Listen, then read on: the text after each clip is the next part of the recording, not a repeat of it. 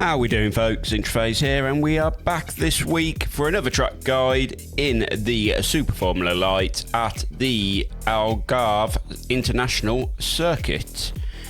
So this is a really tricky track this week. A lot of elevation change, a lot of blind corners, and yeah, it's going to catch people out. So do expect to see incidents in your races, and yeah, it is a lot of fun to drive though, but as I said, a lot of blind corners and it is tricky.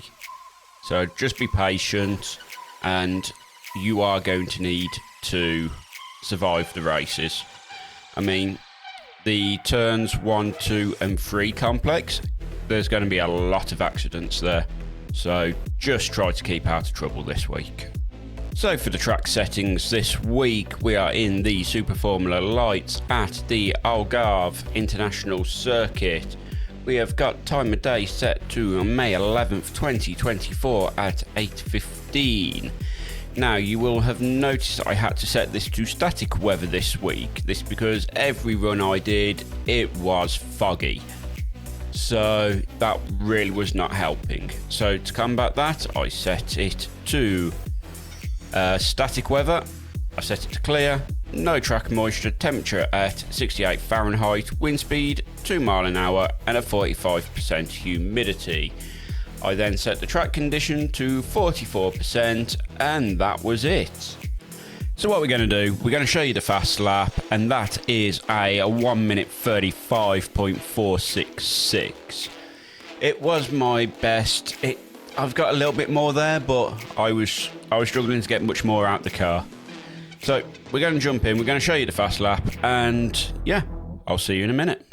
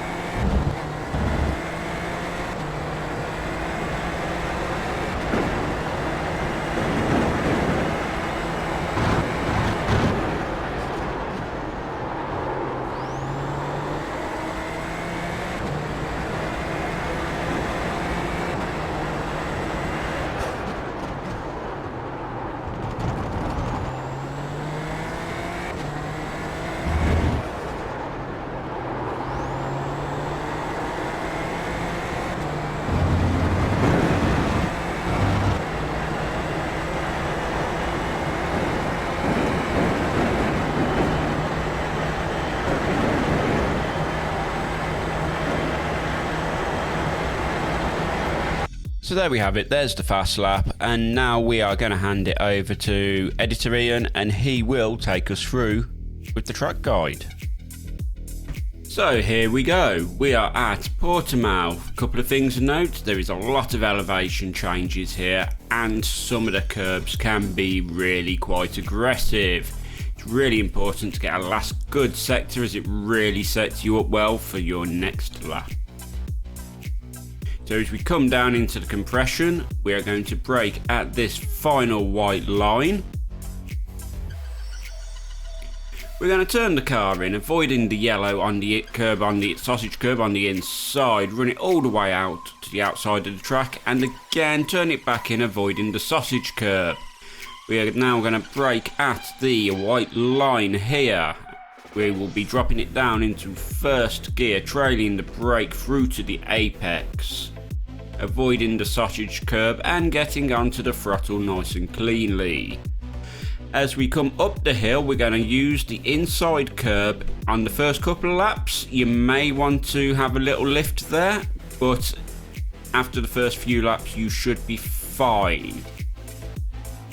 So as we make our way down towards turn 5, we're going to be looking for as it goes into the compression. On the right hand side you will see a little bit of dark cement or track. We are going to use that as our braking point, down into first gear, trailing the brake a little bit towards the apex, and then hard onto throttle. You'll see the car has a little step, but I just gather it up and short shift through the gears, avoiding as much of the wheel spin as possible. 6th is nice and flat, and we will be taking 7 flat as well, avoiding the sausage curb. As we exit 7, we're going to use the white line on the left hand side as our braking point. We're going to slow the car down, drop it into second gear, use the yellow sausage curb as a reference point to start getting back onto the throttle, and we're going to be aiming to let the car come all the way out, and then we're going to try to centre line the car as we come back down the next elevation change. We'll be using this white line as our turning point as we start moving up through 9, which will be flat. As we approach 10, this is one of the harder sections of the track.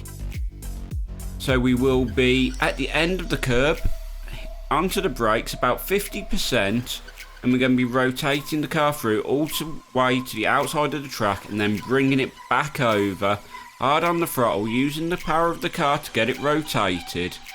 And then we're going to come back down the next elevation change. We're going to leave it in 4th gear, and we're going to not rotate the car too much as the camber will pull us round. And at the white line coming up here on the right, we are going to drop it down into 2nd gear after we've slowed the car down. Of course, I use a little bit too much of the inside curb, but it doesn't affect my lap time too much. I'll bring it back over, and we're now going to try setting ourselves up as well as we can for our next lap. So at the end of the curb, we're going to have a tap on the brakes, and we're going to bring the car in off throttle, and we're just going to wait for the car to grip up and then hard onto that throttle.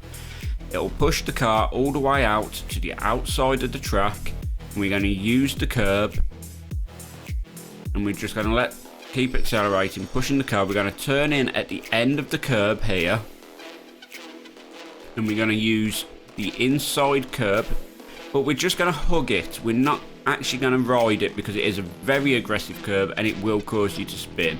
So I'll short shift into 6th there, as it just seems to help the car.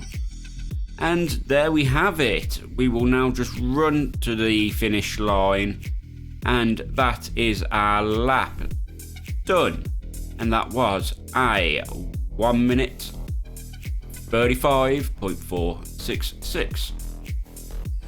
So there we have it, folks. That's the track guide all completed, and I want to say, if that has helped, that's awesome. As always, now, could you do me a favour? If this video has helped you, give it a like. If this series of videos is helping you, consider subscribing to me. I do this every week. I release a track guide every week, and all your interactions with it really does make a huge difference to us small content creators.